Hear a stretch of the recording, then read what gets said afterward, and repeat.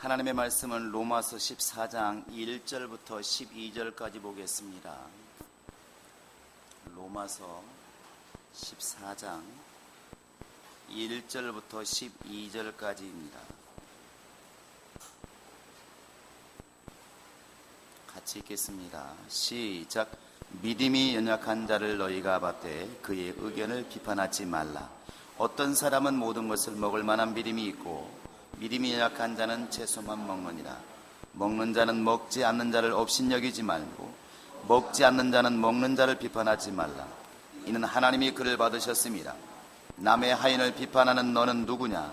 그가 서 있는 것이나 넘어지는 것이 자기 주인에게 있음에 그가 세움을 받으리니 이는 그를 세우시는 권능이 주께 있습니다. 어떤 사람은 이 날을 전날보다 낮게 여기고 어떤 사람은 모든 날을 낮게 여기나니 각각 자기 마음으로 확정할지니라. 나를 중히 여기는 자도 주를 위하여 중히 여기고 먹는 자도 주를 위하여 먹으니 이는 하나님께 감사하며 먹지 않는 자도 주를 위하여 먹지 아니하며 하나님께 감사하느니라. 우리 중에 누구든지 자기를 위하여 사는 자가 없고 자기를 위하여 죽는 자도 없도다. 우리가 살아도 주를 위하여 살고 죽어도 주를 위하여 죽나니 그러므로 사나 죽으나 우리가 주의 것이로다. 이를 위하여 그리스도께서 죽었다가 다시 살아나셨으니 곧 죽은 자와 산 자의 주가 되려 하심이라. 내가 어찌하여 내 형제를 비판하느냐? 어찌하여 내 형제를 없이 여기느냐? 우리가 다 하나님의 심판대 앞에 서리라. 기록되었으되 주께서 이르시되 내가 살았노니 모든 무릎이 내게 꿇을 것이요 모든 혀가 하나님께 자백하리라 하였느니라. 이러므로 각 사람이 자기 일을 하나님께 직고하리라. 기도하겠습니다. 하나님 아버지, 오늘 또 주 앞에 나오되 예물을 정말 믿음으로 준비하고 즐거움과 자원함으로 드린 모든 영혼들을 기억하시되 하나님께 10의 1주를 드리며 주정헌금을 드리며 감사헌금을 드리며 또 수련회를 위하여 헌신한 모든 자들을 기억해 주시고 저들이 하나님을 기억하여 이렇게 예물을 드렸으니 그 예물이 하나님의 일을 위하여 쓰여질 때마다 저들의 이름 위에 상급이 세워지게 도와주시고 하나님의 자녀들이 이 땅에 사는 동안에도 물질로 인하여 환경으로 인하여 하나님의 영광을 가린 일이 없도록 주께서 형통케 하시고 하나님의 도우시는 손길을 체험할 수 있도록 인도하여 주시옵소서. 이 시간도 우리의 모든 자들의 귀를 열어주시고 마음을 열어주어서 성령으로 하시는 말씀을 듣게 도와주시고 깨닫게 하시고 이 말씀을 듣고 우리의 생각과 삶이 변할 수 있도록 인도하여 주시옵소서. 감사하고 예수님의 이름으로 기도합니다. 주 앞에 감사한 여러분의 가정 속에 주의 복이 함께 하시기를 주의 이름으로 축원합니다. 하나님은 우리 인간을 포함한 모든 보이는 것과 보이지 않는 것에 바로 주인이십니다. 우리는 이것을 만물의 주인이라 이렇게 표현을 합니다. 성경은 처음부터 하나님이 모든 걸 지으셨다고 이렇게 기록을 하고 있고 그 지으신 것들이 이렇게 운용되어 나가는 것, 살아있게 되고 살아있는 생명이 계속 유지되는 것도 결국 하나님에 의하여 지금 진행되고 있다고 이렇게 말씀하고 있습니다. 우리가 지금 발을 딛고 살고 있는 이 땅도 숨을 쉬고 있는 이 공간도 우리가 보고 있는 저 우주도 분명히 성경은 때가 되면 다 두루마기 말리듯이 다 사라질 때가 있다고 말씀하십니다. 그래서 예수는 시작이 되시고 마지막이 되시고 알파가 되시고 오메가가 되시는 겁니다.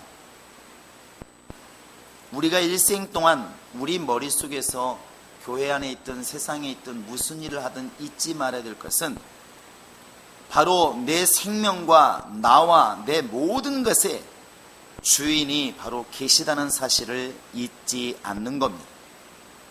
예수님께서 우리에게 보여주신 모습이 바로 그 모습입니다. 내가 자의로 말하지 아니하고 내가 자의로 행동하지 않고 내 멋대로 살지 않는 것은 나를 보내신 이가 있기 때문이다. 사람들은 나를 보고 있지만 내 뒤에 계신 분을 보지 못합니다. 그러나 예수는 사람 눈에 보이지 않을지라도 나를 보내신 그분의 뜻대로 살다가 가신 분이 바로 예수님이시고 여러분과 지금 내가 본받아야 될 모습이 그런 모습이라는 것이죠. 이 주인이 있다는 것을 아는 사람의 삶과 주인이 있는 것을 망각하는 사람의 삶은 삶의 모습이 전혀 다릅니다. 전혀 달라요. 사람으로 말하면 똑같이 무언가를 위해서 살기는 사는데 주님이 살아계신 것을 아는 사람은 이렇게 됩니다. 6절 한번 읽어보시겠습니다. 오늘 본문의 6절입니다.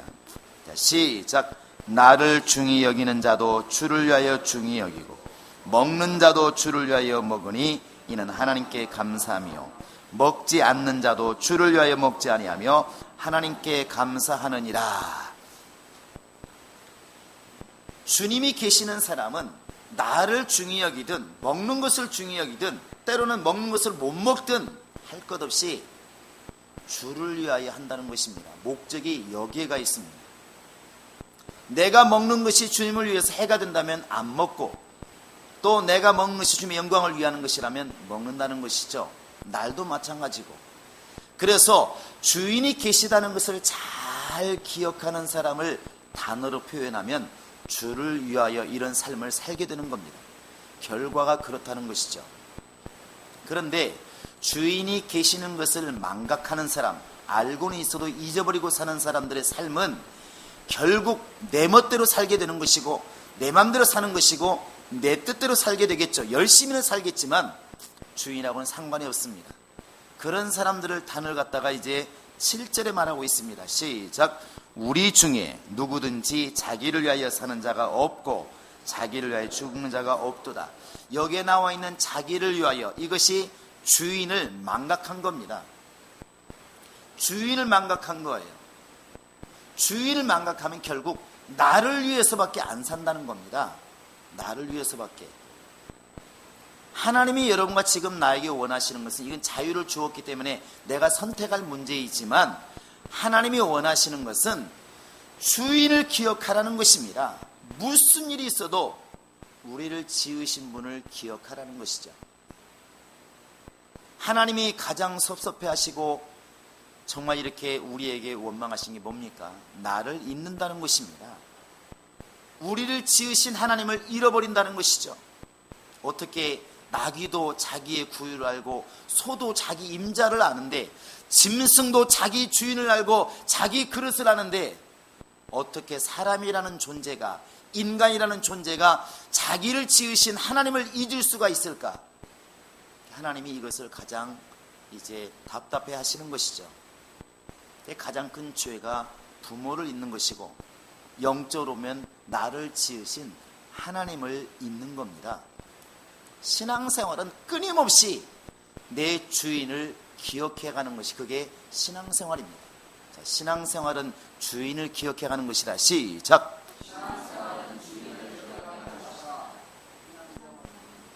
두 번 하신 분들에게는 정말 갑절의 복이 있을 것입니다. 시편 100편에도 보면 이렇게 돼 있어요. 3절에 보시면 하나님은 우리의 모든 자를 지으신 분이시고 만물을 지으신 분이시고 우리는 그의 지으신 바라 그랬습니다. 그러므로 그의 것이라는 것이죠. 나는 주의 것이라는 겁니다. 이것이 그냥 말이 되고 지식이 되고 교육이 된다고 한다면 여기서 끝나버리면 아무것도 아니겠죠. 하나님이 원하시는 것은 이것이 삶이 되기를 원하시는 겁니다. 삶이 되기를. 그래서 우리 입술에서 이런 말이 나오기를 원하시는 것이죠. 오늘 본문의 8절을 읽어보시겠습니다. 8절입니다. 시작. 우리가 살아도 주를 위하여 살고 죽어도 주를 위하여 죽나니 그러므로 사나 죽으나 우리가 주의 것이로다. 복음성가에도 이 가사가 나오더만요. 살아도 주를 위해 죽어도 주를 위해. 감동이 되는데 감동으로 끝나버리는 게 문제라는 것이죠. 노래로서는 참 감동이 되는데 정작 우리의 삶이 주님을 위한 삶이 아니라면 그건 정말 입술의 고백밖에 안 되는 거 아니겠습니까? 하나님이 우리에게 원하시는 것은 이런 고백이 나오고 이러한 삶이 이렇게 이루어지기를 이렇게 원하시는 겁니다. 하나님께서 우리에게 계명으로 주신 것들은 다 뭐냐면 하나님을 기억하시라는 거예요. 하나님을. 여러분 구약에 가보면 이스라엘 백성들이 목숨 걸고 지키는 게 몇 가지가 있습니다. 그게 뭐냐면 안식일이고 율법이에요. 에덴 동산에서 아담이 목숨을 걸고 지켜야 될 게 있다면 그게 선악과를 따먹지 말라는 것입니다. 여러분, 선악과를 왜 주셨다고 생각하십니까? 율법을 왜 주었다고 생각하십니까? 왜 오늘날 우리는 주일을 지켜야 되고 안식일을 그 당시에 지켰어야 될 것인가 한번 잘 생각해 보시기 바랍니다. 때로는 이렇게 생각할 수 있어요. 반항적인 기질로, 하나님은 참 얄궂다. 에덴 동산의 그 모든 풍성한 과일과 모든 것을 마음껏 만들어 먹게 두셨으면 딴지는 걸지 말아야지. 그런데 왜 하필 그 중앙에 선악 알게 한 나무를 딱 만들어 놓고 맨날 지나가면서 보게 만드시고, 눈만 뜨면 보이게 만드시고, 동쪽으로 가나 서쪽으로 가나 항상 보이게 되어 있습니다. 가운데 있으니까. 아니, 그렇게 무서운 것이면, 그거 먹으면 죽는다고 말씀하실 정도로 무서운 것이면 한쪽 귀퉁이에 나무들 많은 곳에 안 보이게 좀 숨겨놓으면 안 되나? 어차피 에덴 동산에 둘 것 같으면.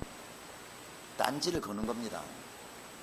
왜 하나님께서 하필 그렇게 그 사람이 먹으면 죽는 거 뻔히 알고 계시고 말하면서도 그걸 갖다가 왜 에덴 동산 중앙에다 딱 세워놓으셨을까 생각해 보시기 바랍니다. 사람은 희한하게도 며칠 지나고 몇 년 지나면 망각하고 익숙해집니다. 이게 참 나쁜 습관이에요. 그러니까 처음에 예수 믿으면 눈물 콧물 막 쏟고 회개하고 감동받지만 그 예배가 벌써 1년 지나면 예배하면서도 다 얘기하잖아요. 너무 편해지는 것이죠.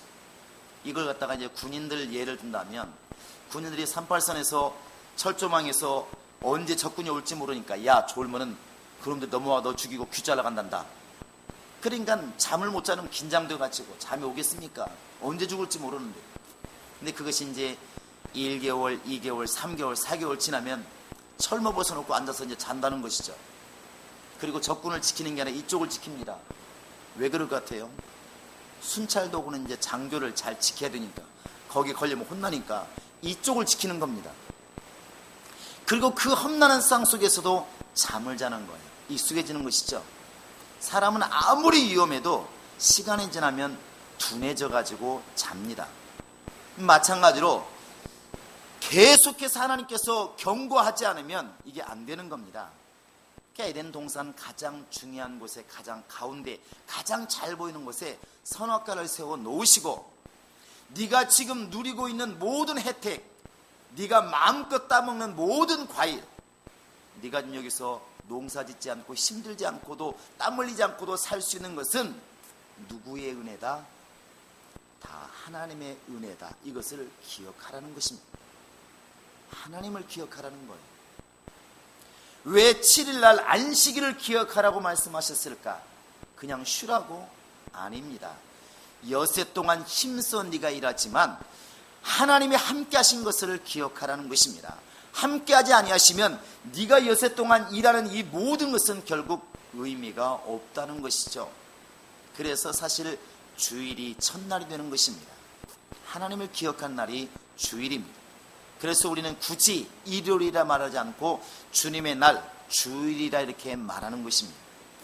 이 주일이 있으므로 우리가 주님을 기억하게 되는 것입니다. 주님 보니까 실감이 안 났지만 주인 아니겠습니까? 주인을 기억하는 것입니다. 성찬할 때 우리가 늘 말합니다. 성찬을 왜 해야 되나요?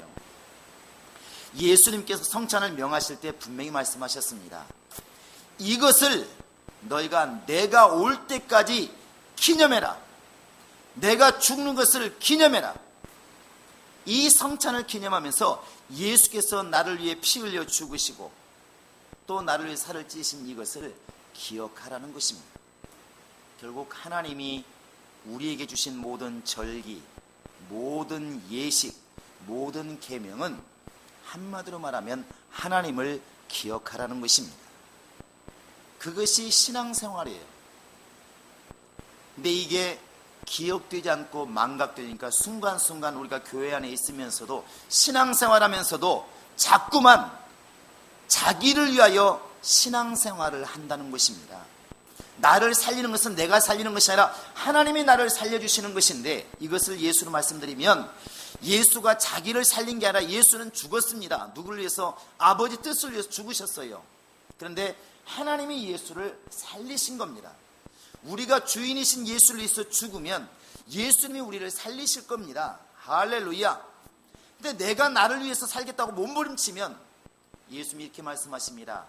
누구든지 자기를 살리고자 하면 죽을 것이고, 자기를 살리고자 하면 죽을 것이고, 자기 십자가를 지고 나를 따르면 그 사람은 살 것이다. 너무나 쉬운 법칙인 것처럼 보이지만 그게 안 되는 것이죠. 자기를 위하는 것인지 주님을 위하는 것인지는 조금만 자기를 점검하면 금방 알 수 있습니다. 내 기도가, 지금 내가 하는 기도가 이렇게 예배할 때는 기도가 아니라 일반적인 기도가 거의 대다수가 나를 위한 기도라고 한다면 분명히 나를 위한 사람이 맞습니다. 그런데 우리의 기도의 많은 부분이 하나님의 일을 위해서 안타까워서 기도하고, 전도를 위해서 기도하고, 교회가 세워지기를 기도하고, 충만하기를 기도하고, 내 이웃을 위해 기도하고, 이렇게 주님을 위해서, 주님의 교회를 위해서 기도하고 있다면 우리는 주님을 위하여라는 말이 맞고 있는 삶을 살고 있는 것입니다. 우리의 삶의 방향이 이쪽으로 가기를 주님이 원하시고 우리가 바라는 바가 그러한 삶이라는 것입니다. 우리는 이 땅에 있는 동안에 무엇을 이렇게 소유하게 되었을 때 조심하셔야 됩니다. 우리가 사는 동안에 어떤 사람은 명예를 얻는 경우도 있고, 건강한 사람도 있고, 재물을 얻는 사람도 있고, 환경을 이렇게 형통하게 얻는 사람도 있어요. 근데 항상 문제가 뭐냐면 이 서 있을 때 넘어질까 조심하라 그런 것처럼 서 있을 때가 문제라는 것입니다. 서 있을 때가. 항상 서 있을 때요. 여러분, 누워있는 사람이 자빠질 일이 있나요? 이게 누워있는 사람은 자빠질 일이 없는 것입니다. 서 있기 때문에 넘어지는 겁니다. 늘 그런 말 하지 않습니까? 키가 크신 분들이 있어요. 요즘 아들은 왜 키가 큰지 모르겠어요. 키 큰 애들이 있고 이렇게 내려다보잖아요. 목사님, 아랫동네는 공기가 좋은가요? 말하죠. 근데 뭐 키는 뭐 내가 안 크고 싶어서 안 컸나? 근데 그럴 때 우리는 할 말이 없나요? 야 이놈아, 개미는 여기서 떨어져도 안 다치지만 코끼리는 10m에서 떨어뜨리면 다리 부러지고 죽어. 키가 크다는 것은 넘어지면 다칠 확률이 훨씬 높다는 거야. 여러분, 키 작으신 분들을 감사하시기 바랍니다. 우린 넘어져도 잘 안 다칩니다. 키 크신 분들, 막 1m 90 되신 분들은 기흉도 많이 생기고 거의 허리병이 많습니다. 허리병도 많고 넘어지면 잘 다쳐요. 여러분, 키 작은 게 감사하지 않습니까? 우리가 이렇게 보통 그냥 이야기를 하는 것이죠. 그런데 사람이라고 하는 것을 희한하게도 가지게 되면, 남들이 갖지 못한 걸 가지게 되면 희한하게도 어떤 열매를 맺냐면 교만이란 열매를 반드시 맺어요. 우리 옆 사람 얼굴 보시면서 이렇게 비 오는 날 오셨는데, 집사님 정말 보니까 교만이 안 보이십니다. 시작.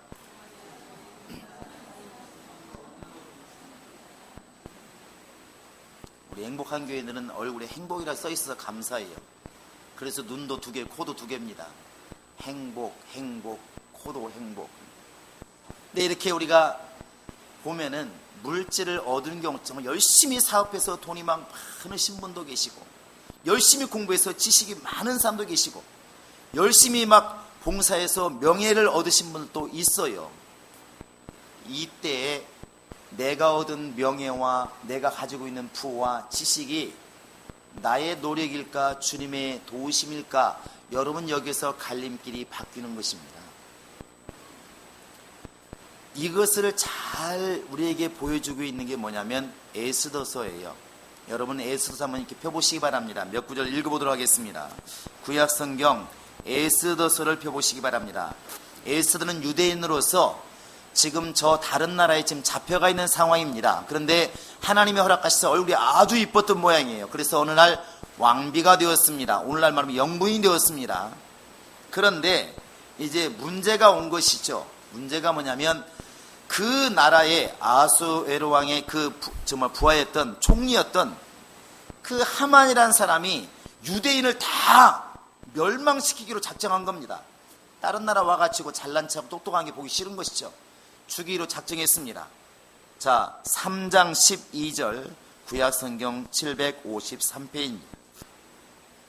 자, 12절 13절 읽겠습니다. 시작. 첫째 달 13일에 왕의 서기관이 소집되어 하만의 명령을 따라 왕의 대신과 각 지방의 관리와 각 민족의 관원에게 아수레로 왕의 이름으로 조서를 쓰되 각 지방의 문자와 각 민족의 언어로 쓰고 왕의 반지로 인치니라. 이에 그 조서를 역졸에게 맡겨 왕의 각 지방에 보내니 12째 달 곧 아달월 13일 하루 동안에 모든 유다인을 젊은이 늙은이 어른이 여인들을 막론하고 죽이고 도륙하고 진멸하고 또 그 재산을 탈취하라. 이 하만이라는 사람이 왕을 갖다가 이렇게 잘 설득해가지고 아예 유대인들의 씨를 말려버리려고 작정을 했습니다. 합법적으로. 그래서 이 조서가 다 나라에 퍼졌어요.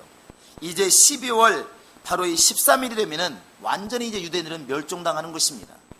이 말을 들은 모르드게가 이제 일어납니다. 누구냐면 그 왕비가 된 에스더의 삼촌이에요.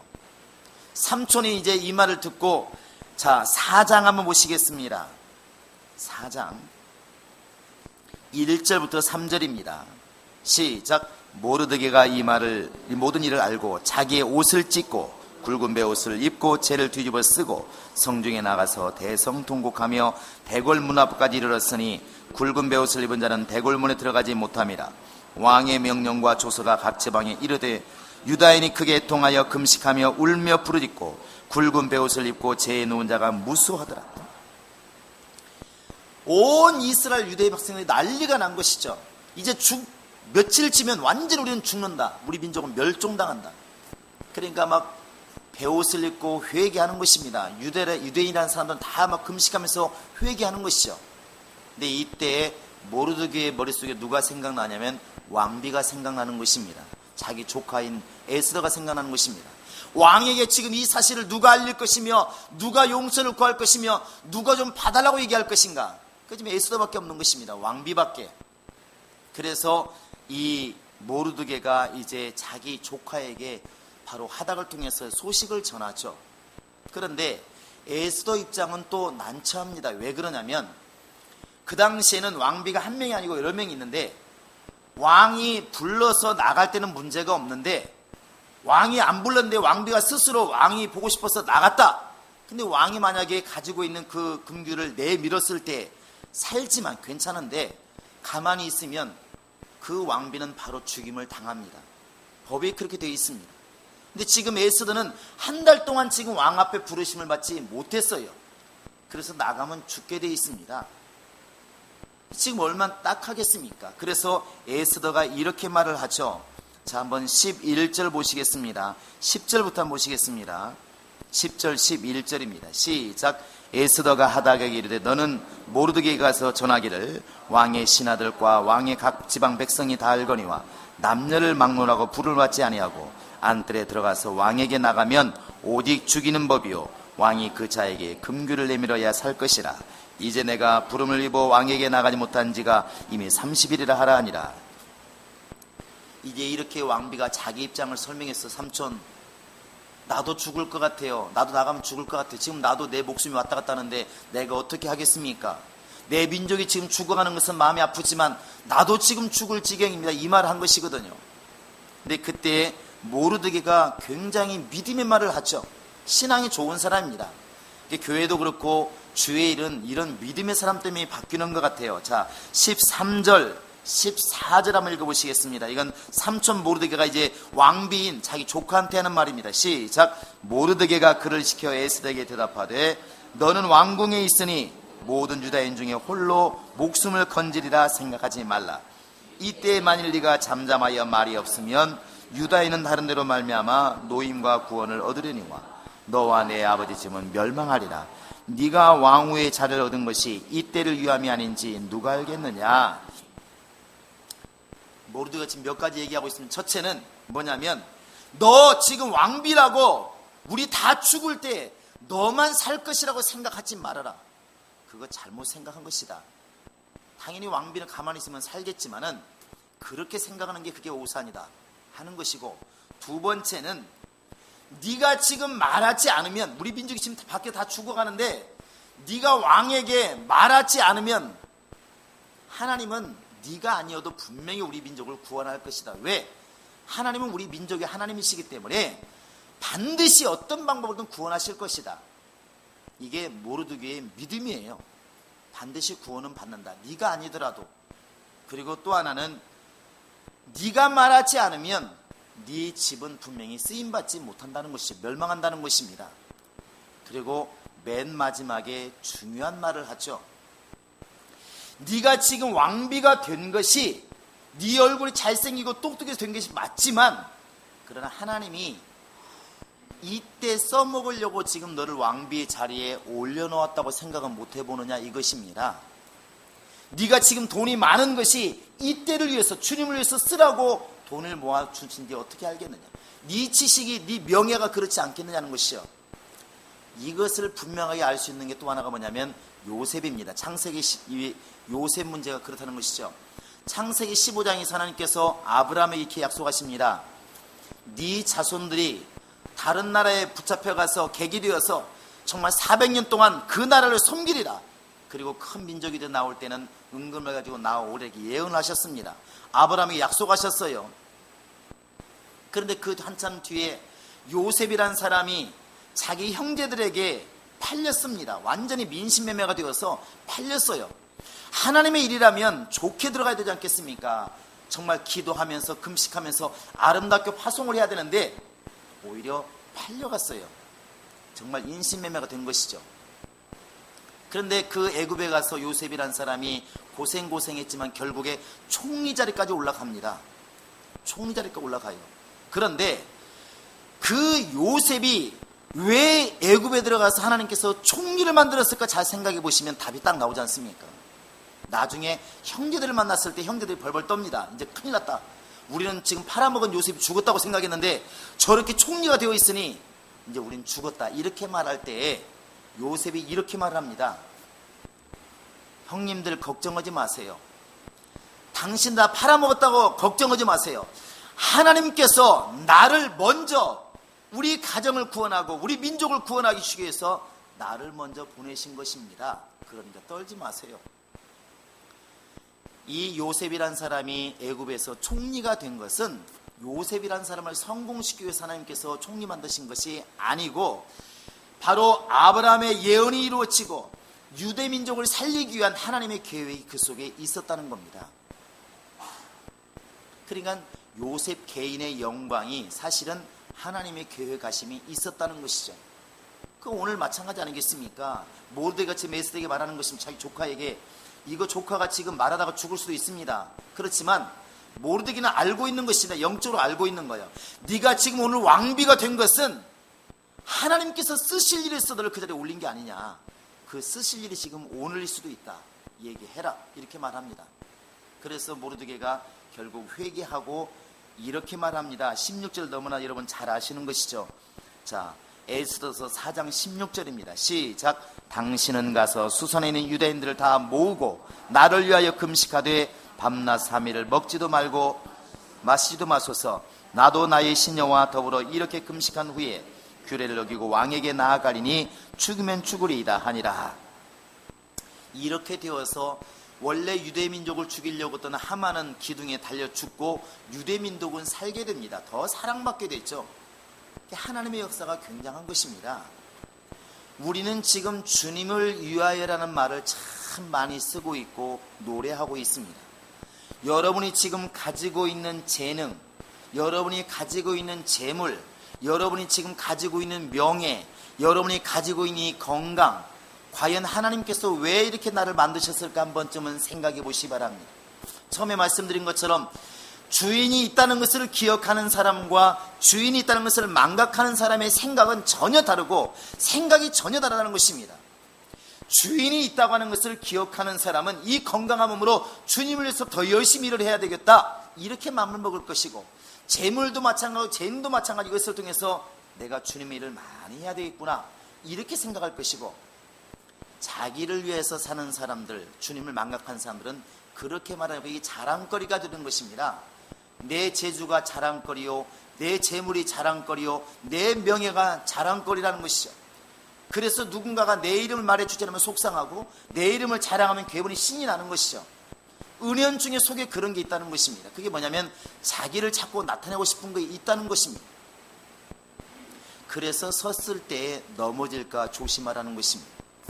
하나님이 너에게 재능을 주신 것은 이때를 위함이지 곧 주님을 위해서 쓰라고 지금 너에게 재능을 주신 것이 아니겠느냐 하는 것이죠. 이 모르드게의 재능이, 모르드게의 영감이 우리 모두에게 있기를 바랍니다. 이것이 나의 자랑거리가 되어서는 안 됩니다. 그래서 어떤 사람은 정말 글을 잘 쓰는 사람도 있습니다. 어떤 사람은 노래를 잘하고, 어떤 사람은 그림을 잘 그리고, 어떤 사람은 돈을 잘 벌고, 다양한 일이 많지만 그것이 개인의 자랑거리로 끝나버리면 그게 자기를 위하는 것이죠. 그것이 하나님께서 왜 똑같은 사람이, 내가 별 볼 일 없는 사람인데 왜 나에게 이런 재능을 주어서 아름다운 목소리를 주시고, 나에게 왜 이런 재능을 주어서 돈을 벌게 하시고, 나에게 왜 똑같은 머리인데 재능이 IQ가 좋게 하셔서 공부를 잘하게 했을까? 그것은 주님을 위해서 일하라고 하는 것이죠. 그게 은사라는 것입니다. 자랑이 아니라 일하라는 것이죠. 일꾼들에게 아침에 낫을 주고 곡괭이 주고 삽 주는 것은 일하라고 주는 것이 아니라 그 일하라고 준 것이지 자랑하라고 준 것이 아니라는 것이죠. 야, 너 호미 가졌냐? 나는 곡괭이 가졌다. 내게 더 좋다. 야, 이게 아니라는 것입니다. 그래서 우리의 고백은 끊임없이 해야 될 고백이 뭐냐면 나는 주님의 것입니다.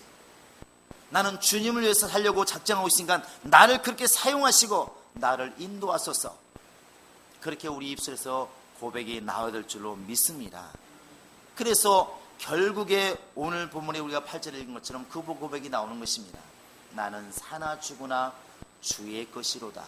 이것이 시켜서 하는 고백이 아니라 실제로 내가 가지고 있는 모든 것들, 나 자신도 주님의 것이라는 것을 인식한다고 한다면 절대로 교만할 일이 없을 것이고 시험 들 일이 없을 것입니다.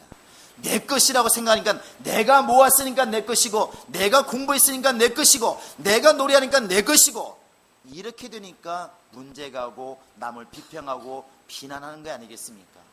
내 모든 것은 주님의 것이라는 것을 인정하면, 내 주인이 따로 있다는 것을 인정하면 절대로 우리가 실망하고 실패하고 교만하지 않을 것입니다.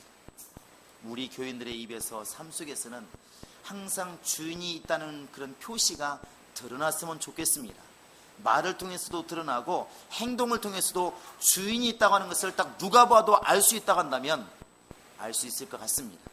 어느 요새 여러분 방문해 보시면 금방 합니다. 누군가 근사하게 나와도 물어보지 않습니까?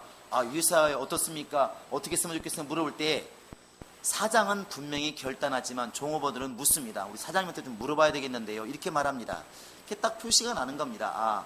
이 사람은 사장을 모시고 있는 사람이구나. 이 사람은 사장이구나. 과연 우리는 지금 주인을 모신 사람인가? 내가 주인 되려고 하는 사람인가? 우리는 성령 안에서 돌아보시면서 점점 더 주인을 모신 사람답게 살아가는 신앙인이 될 수 있기를 주의 이름으로 축원합니다. 주목지가 한번 고백해 보실까요? 내 영혼아 주를 위하여 살자. 시작! 내 영혼아 주를 위하여 살자. 내 영혼아 주를 위하여 살자. 내 영혼아 주를 위하여 살자. 이 시간 우리 다 같이 기도하시겠습니다.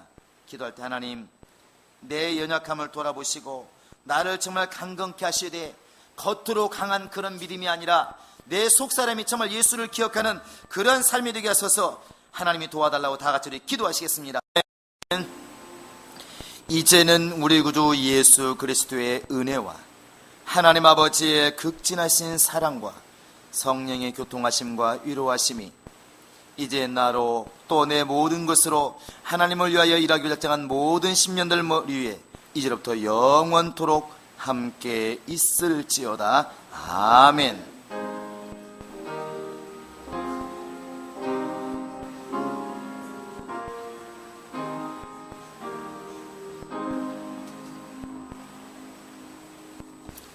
여러분 잠깐 자리에 앉아주시기 바랍니다.